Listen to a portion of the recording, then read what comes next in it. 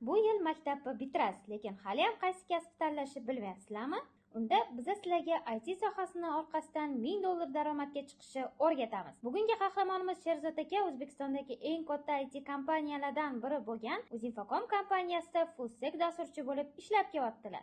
Uzinfocom kompaniyasi hozirda eng yetakchi IT kompaniyalardan biri hisoblanadi. Bu yerda yaratib qo'yilgan sharoitlar Google'dagi sharoitlar bilan deyarli bir xil. Qahramonimizdan IT sohasiga kirib kelishingiz qanaqa bo'lgan deb so'raganimizda, IT sohasiga kirib kelishim Tatu universitetiga o'qishga kirganimdan keyin boshlangan. Universitetdagi ustozlarim dasturlash sohasiga qiziqtirib qo'yishgan. Shundan keyin dasturlashni o'rganishni boshlaganman dedilar. Lekin Sherzod akani dasturlashni o'rganishlari ham, undan keyin ishga kirishlari ham unchalik ham oson bo'lmagan ekan. Yetarli darajada bilimlari bo'lmagani uchun rad javobini olgan ekanlar. Oxiri bitta kompaniyaga stajirovkaga kirib, shetda ishlab ketgan ekanlar. Qahramonimizdan dasturlashni o'rganib, ish topishda qiynalmasligimiz uchun nima maslahat bera olasiz deb so'raganimizda, Uzinfocom qoshida ochilgan Study dasturlash kurslarida o'qishni tavsiya berdilar. O'sha kurslarida o'qisanglar, o'qish davomida Uzinfocomda stajirovka qilib, real loyihalar bilan ishlab, dasturlashni tez o'rganib olsanglar bo'ladi. O'zinglarni yaxshi ko'rsatsanglar, Uzinfocomda ishga ham olib qolishadi dedilar. Agar sizlar ham Study dasturlash kurslarida o'qib, Uzinfocom kabi katta IT kompaniyaga ishga kirmoqchi bo'lsanglar, unda kommentda plus qoldiringlar.